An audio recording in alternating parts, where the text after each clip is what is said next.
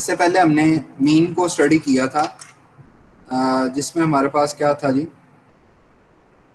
Mean में हमारे पास तीन तरह की मीन थी। अरिथमेटिक मीन थी, इसके बाद हमारे पास अरिथमेटिक मीन के बाद आपके पास थी जी ज्योमेट्रिक मीन और हार्मोनिक मीन।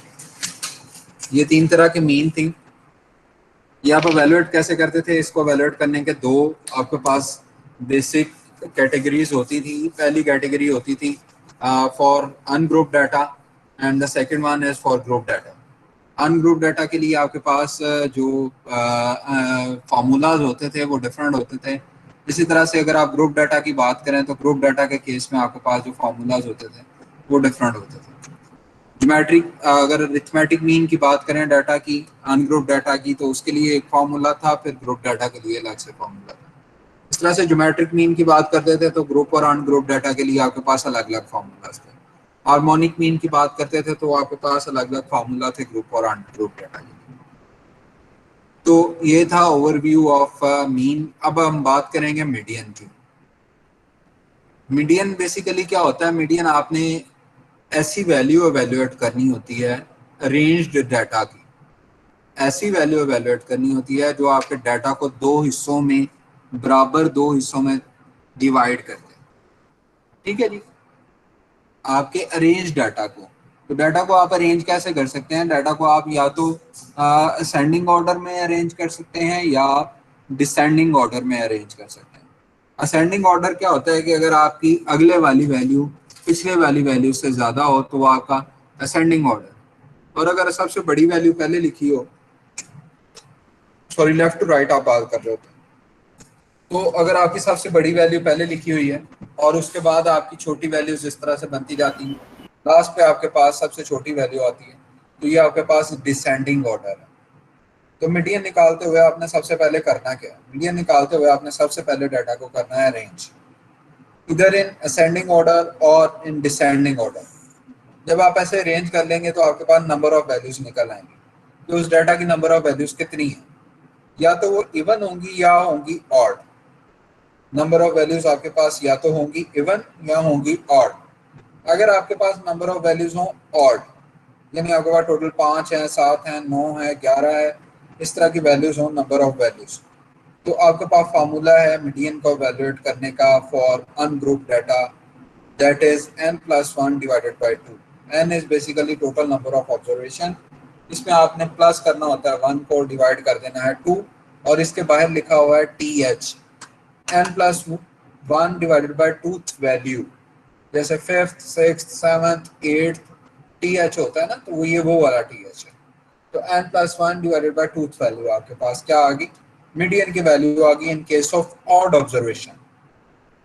जैसे आपके पास 5 है, टोटल नंबर ऑफ ऑब्जर्वेशन 5 है, तो आप क्या करेंगे? 5+1 divided by 2, that is the third value of your data would be your mean. दूसरा केस है हमारे पास अनग्रुप डाटा के ही अंदर आपके पास अगर केस हो किस चीज का, आपके पास केस हो जी इवन नंबर ऑफ वैल्यूज का। तो इवन नंबर ऑफ वैल्यूज में आपके पास क्या बनता है? इवन नंबर ऑफ वैल्यूज में आपके पास इस तरह से बनता है। इवन नंबर ऑफ वैल्यूज में आपने एवरेज लेना होता है दो वैल्यूज का। कौन कौन सी दो वैल्यूज का एवरेज? आपने n बाय टूथ वैल्यू और n+2 divided by tooth value का एवरेज लेना होता है। n बाय टूथ वैल्यू यानी n डिवाइडेड बाय 2 वैल्यू उसको, और दूसरी वैल्यू आपके पास क्या होती है? n+2 divided by tooth value. इन दोनों का आपने क्या लेना होता है? एवरेज लेना होता है या मीन लेना होता है इन case of even number of values for ungroup data. तो ये आपके पास बन जाता है मीडियन। अब अगर बात करें एग्जांपल्स की, तो हमारे पास पहली एग्जांपल है जिसमें 5 स्टूडेंट्स की हाइट को लिखा हुआ है, और ये हाइट का डाटा है जिसमें 88.03 पहली वैल्यू है, फिर 94.50 है, फिर आपके पास 94.90 है, फिर 95.05 है और 84.60 है। ये डाटा आपके पास अरेंज डाटा नहीं है, आपने इसको अरेंज करना है, किसी एक ऑर्डर में लेके आना है।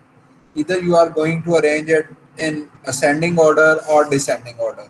हमने क्या किया जी? इसको असेंडिंग ऑर्डर में आपने इस डाटा को कर लिया अरेंज। सबसे छोटी वैल्यू आपने सबसे पहले लिखी, दैट इज 84.60। उसके बाद आपने लिखा 88.03, उससे बड़ी वाली वैल्यू, फिर ऐसे चलते गए, सबसे बड़ी वाली वैल्यू आपके पास सबसे लास्ट पे आ गई 95.05। टोटल नंबर ऑफ वैल्यूज आपके पास हैं 5। 5 इज योर इवन और odd values, 5 is your odd values. ठीक है जी। तो ऑड वैल्यू के केस में आपके पास फॉर्मूला क्या होता है? रोल नंबर 1, बल्कि रोल नंबर 59 बताएंगे जी। In case of odd values आपके पास क्या फॉर्मूला होता है?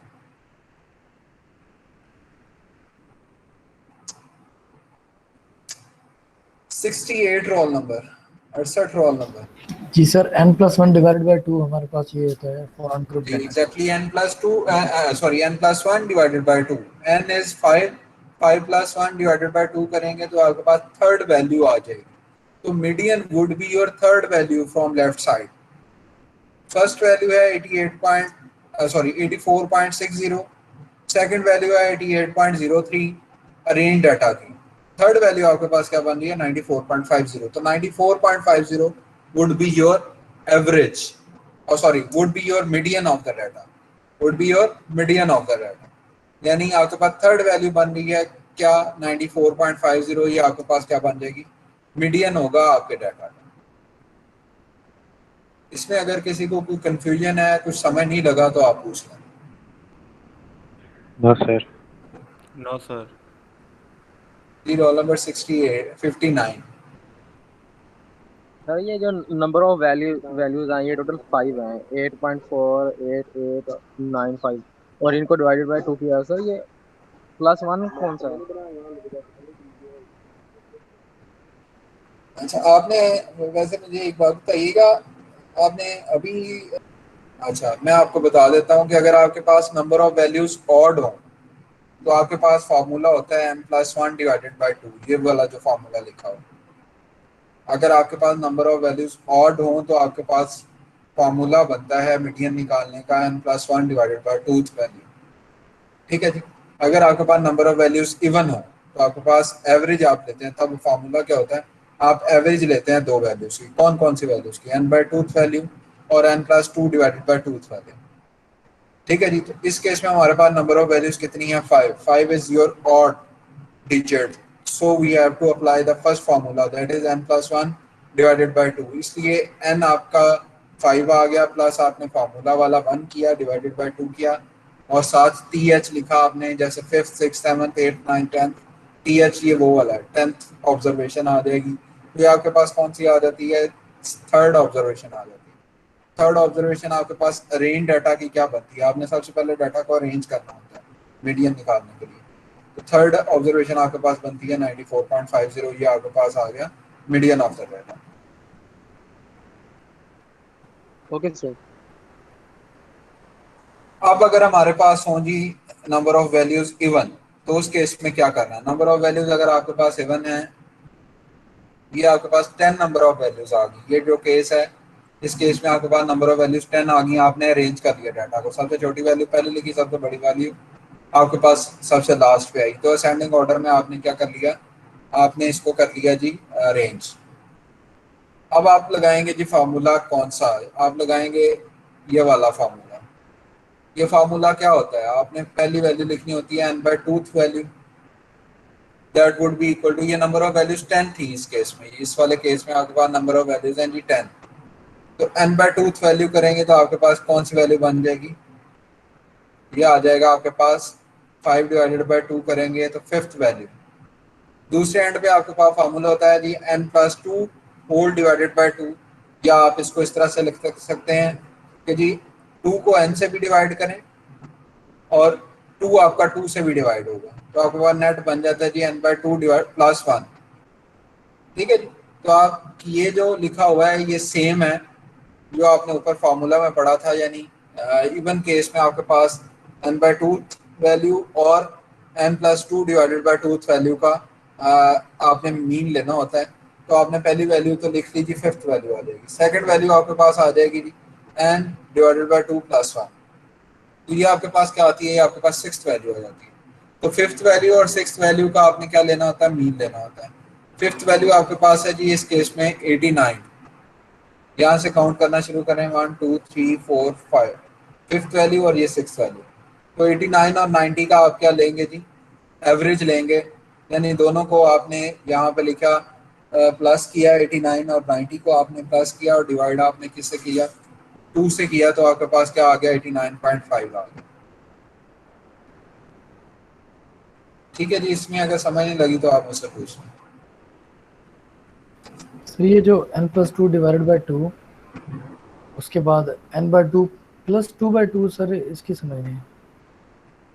देखिए n+2 डिवाइडेड बाय 2 है ना, जी ये सर। मैंने लिखा हुआ है, राइट डाउन किया हुआ आपको समझाने के लिए। तो n+2 सारे को आप 2 से डिवाइड कर रहे हैं, तो इसका मतलब क्या होता है कि आपका पहला वाली वैल्यू भी 2 से डिवाइड होगी और दूसरे वाली वैल्यू भी 2 से डिवाइड होगी। ऐसा ही होता है, जी सर। n भी 2 से डिवाइड हो रहा है और 2 भी 2 से डिवाइड हो रहा है, तो n/2 रह जाएगा और यहाँ पे 2/2 क्या हो जाएगा, 1 हो जाएगा ना। तो ये जो फॉर्मूला लिखा हुआ है ये सेम है इसके, अगर इसको लिखें या इसको लिखें बात एक ही है। Okay sir. ठीक है जी, और किसी का कोई क्वेश्चन है तो पूछ लें। अच्छा, एक अप्रोच और यूज की हुई है, वो अप्रोच ये यूज की है कि अगर आपके पास नंबर ऑफ वैल्यूज इवन भी हैं तो आप ऑड वाला फार्मूला लगाएं तो क्या होता है, जब आप ऑड वाला फार्मूला लगाएंगे तो वो क्या होता है, n+1 डिवाइडेड बाय 2 होता है ना। तो नंबर ऑफ वैल्यूज यहाँ पे हमारे पास 10 है, तो n+1 डिवाइडेड बाय 2 करेंगे तो 11 डिवाइडेड बाय 2 दैट इज 5.5। तो 5.5th ऑब्जर्वेशन यानी 5.5वीं ऑब्जर्वेशन, 5.5वीं ऑब्जर्वेशन कैसे निकलेगी, ऐसे निकलेगी।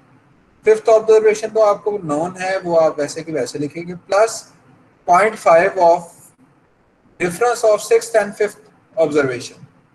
आप क्या करेंगे, difference of sixth minus fifth observation आप करेंगे, इसका निकालेंगे डिफरेंस और इसको मल्टीप्लाई करेंगे 0.5 के साथ, तो ये आपके पास क्या हो जाएगी 5.5th वैल्यू, यानी 5.5वीं वैल्यू आपके पास आ जाएगी। तो फिफ्थ वैल्यू आपके पास क्या है 89 है, और सिक्स्थ और फिफ्थ को अगर आप क्या करें माइनस करें और 0.5 से मल्टीप्लाई करें तो आपके पास वो बन जाता है जी 89.5। तो आंसर दोनों केसेस में आपके पास सेम आ रहा है। ये अप्रोच आप यूज कर सकते हैं लेकिन इसमें गलती होने के चांसेस ज्यादा हैं, तो बेहतर ये है कि आप अप्रोच यही वाली यूज करें इवन केस के फॉर्मूला, इवन केस में आप ये फॉर्मूला यूज करें। अच्छा जी, ये हमारे पास केसेस थे जी ग्रुप अनग्रुप डाटा का केस, और अगर ग्रुप डाटा का केस का डिस्कस करें तो उस केस में हमारे पास एक फार्मूला होता है मीडियन एवेल्यूएट करने का। वो फार्मूला है आपके पास L+H/F इंटू n/2 माइनस सी, L+H/F इंटू n/2 माइनस सी। अब इसमें L क्या है, H क्या है, F क्या है, N तो आपको पता है कि नंबर ऑफ वैल्यूज होती हैं, that is equal to sigma F in case of group data, और C क्या है, ये सारे फैक्टर्स हम अभी डिफाइन कर लेंगे। L is basically lower limit of median class, sorry lower boundary of your median class. Median class क्या होती है, मीडियन क्लास आपकी वो क्लास होती है जहाँ पे मीडियन लाई कर रहा है।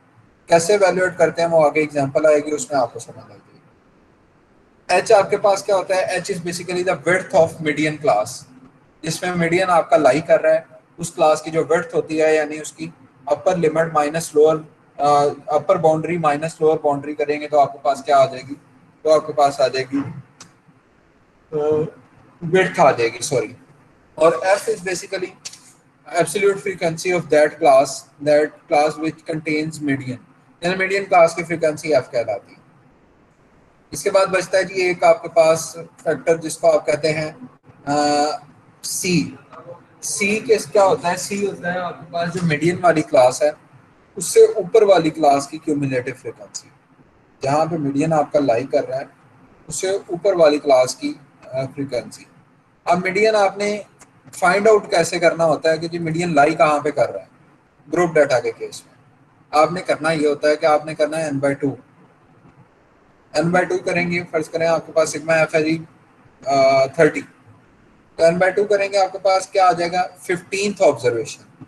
15th ऑब्जर्वेशन आप जहाँ पे आपकी 15वीं ऑब्जर्वेशन लाई कर रही होगी वो क्लास आपकी क्या कहलाएगी, मीडियन क्लास कहलाएगी।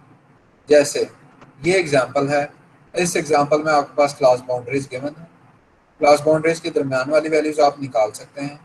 एफ आई आपके पास फ्रीक्वेंसीज गिवन है, फ्रीक्वेंसी गिवन है तो क्यूमुलेटिव फ्रीक्वेंसी आप निकाल सकते हैं। वो कैसे निकलती है, क्यूमुलेटिव फ्रीक्वेंसी में आपने करना क्या होता है कि आपके पास पहले वाली क्लास की केस में तो आपके पास जो उसकी फ्रीक्वेंसी होती है वही उसकी क्यूमुलेटिव फ्रीक्वेंसी होती है।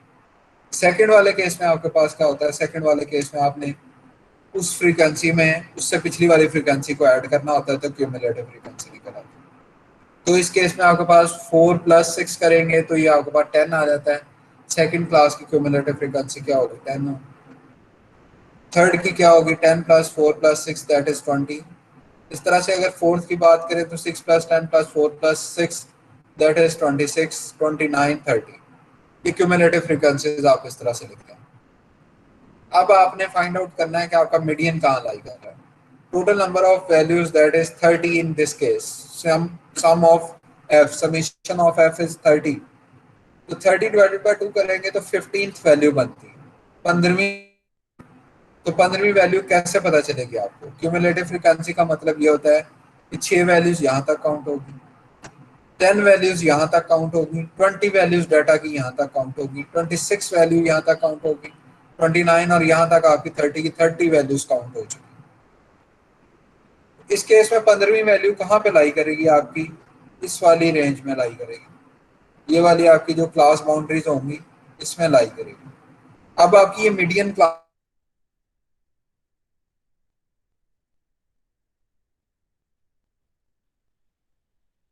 वाली क्लास कहलाती है।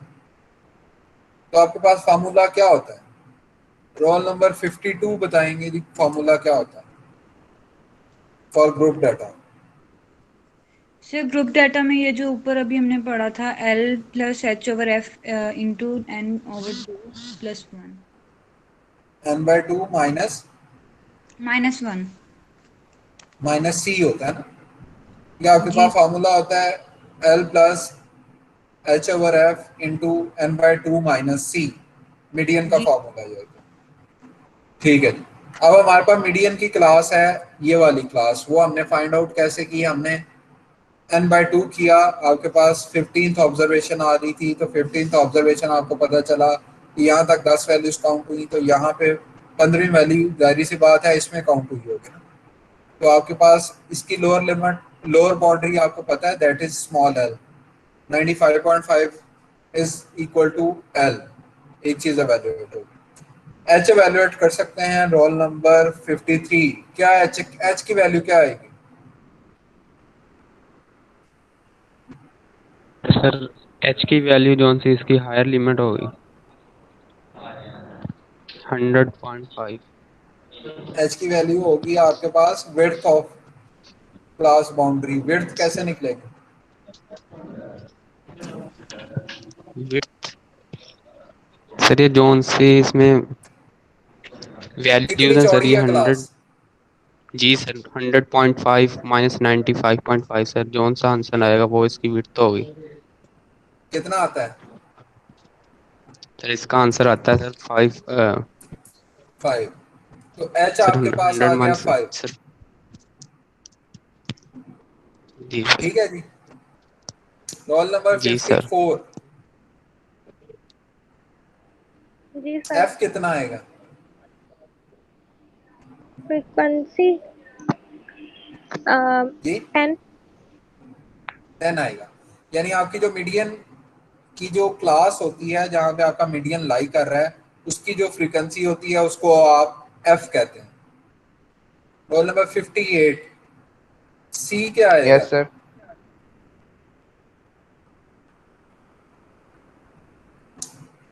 सर सी c इसकी क्या आएगा, क्लास मतलब,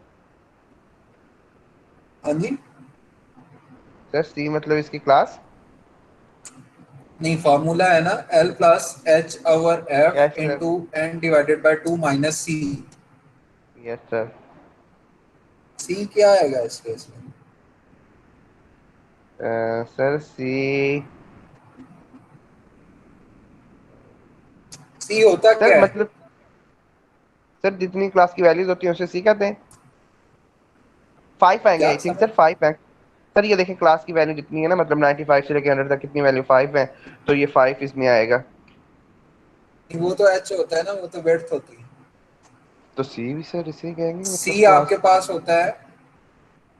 अच्छा जी, ऐसा करें, रोल नंबर मैं आपको बताता हूँ, आप म्यूट करें। Okay sir. 68 रोल नंबर बताएं, सी क्या होता है? सर 20। 20 नहीं, रोल नंबर 60 बताएंगे। 60 रोल नंबर।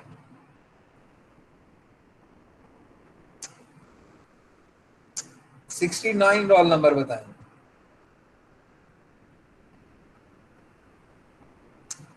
69 जी रोल सर। नंबर। सर क्या होता सर है ये सी? सी क्या?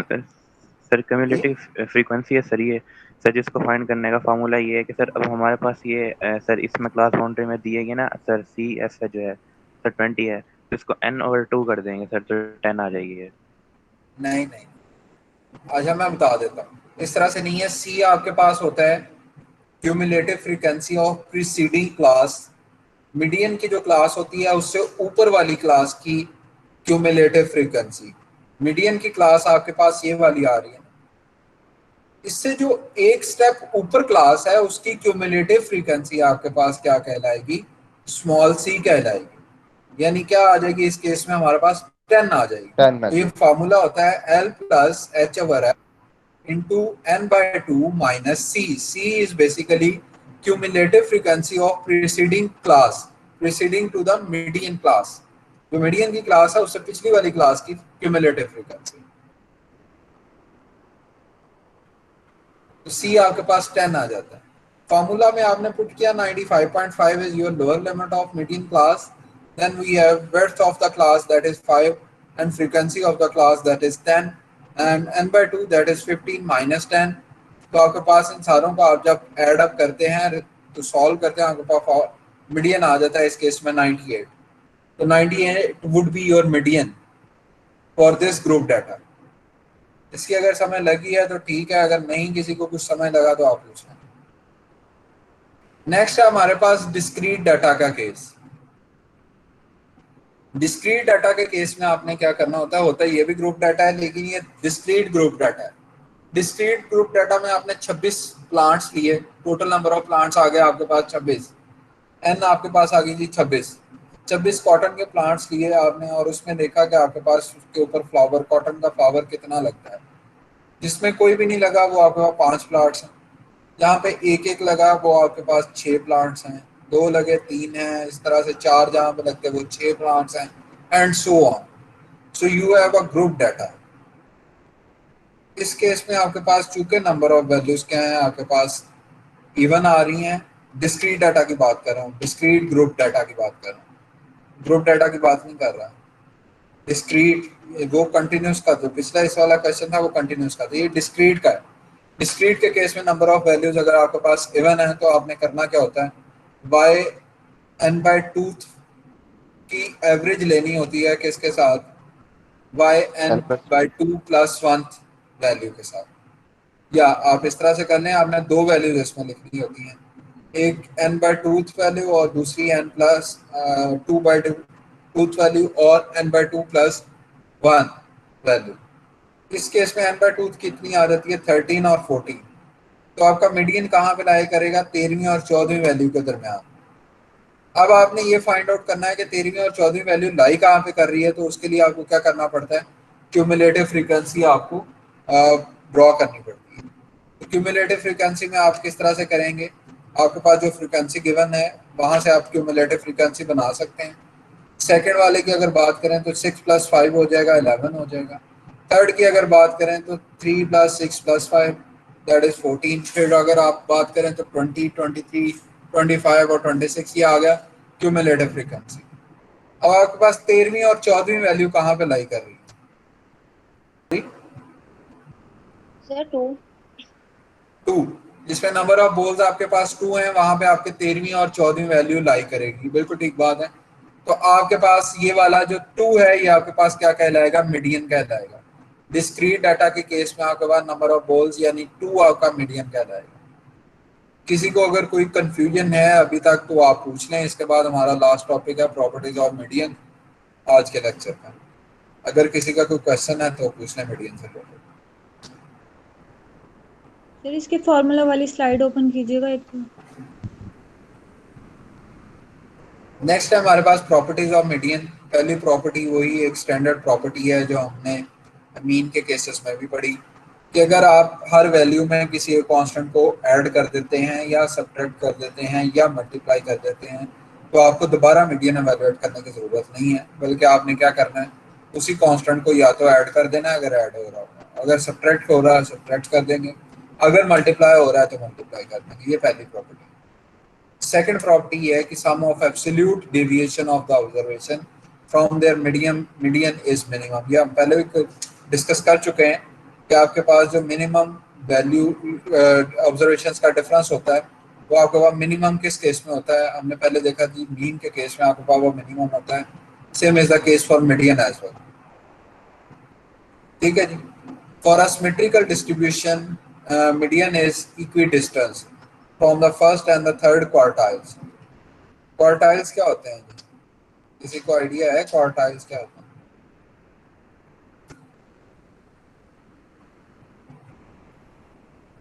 क्वार्टाइल्स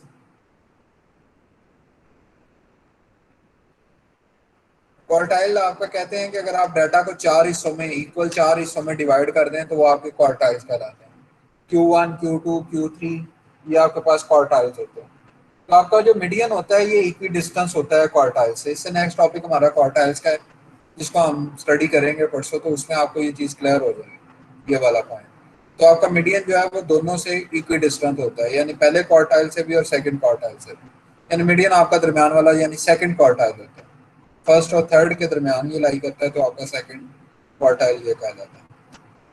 मेरिट्स ऑफ मीडियन की बात करें तो it is quick to find, we can easily evaluate the value of median. It is not much affected by the exponentially large or small values in the data, क्योंकि value data की value के ऊपर depend नहीं कर रहा होता बल्कि data की वैल्यू की लोकेशन के ऊपर आपका मीडियन डिपेंड कर रहा होता है। फिफ्थ है टीएच आपको क्या बता रहा होता है, कौन सी वैल्यू है, फिफ्थ, सिक्स्थ, सेवंथ, एट्थ, तो ये आपकी लोकेशन पे डिपेंड कर रहा होता है rather than depending on the magnitude of the value, extreme values. It is suitable for secure distribution. Secure distribution के केस में ये बड़े सुटेबल वैल्यू है आपकी सेंट्रल टेंडेंसी को निकालने के लिए डाटा। डीमेरिट्स की अगर बात करें तो इसको आप रिजिडली डिफाइन नहीं कर सकते बल्कि केस टू केस ये वेरी कर रहा है। It is not readily suitable for algebraic development. Algebraic developments आप इसकी नहीं कर सकते, उसमें गलती होने के चांसेस ज़्यादा होते हैं। It is less suitable in repeated sampling experiments than the mean. अगर आपके पास बार बार रिपीट हो रही हैं वैल्यूज तो उस केस में आपके पास मीन निकालना ज़्यादा बेहतर है एज कम्पेयर टू मीडियन, क्योंकि आपके पास रेपिटेशन आनी शुरू हो जाती है। रेपिटेशन में आपके पास जो दरमियान वाली वैल्यू है उसकी टेंडेंसी आप जब निकालेंगे मीडियन के केस में तो उसमें आपके पास एरर आने के चांसेस बढ़ जाते हैं।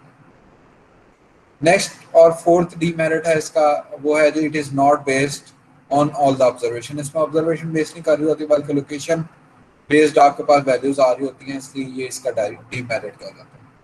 किसी का कोई क्वेश्चन है आज के लेक्चर से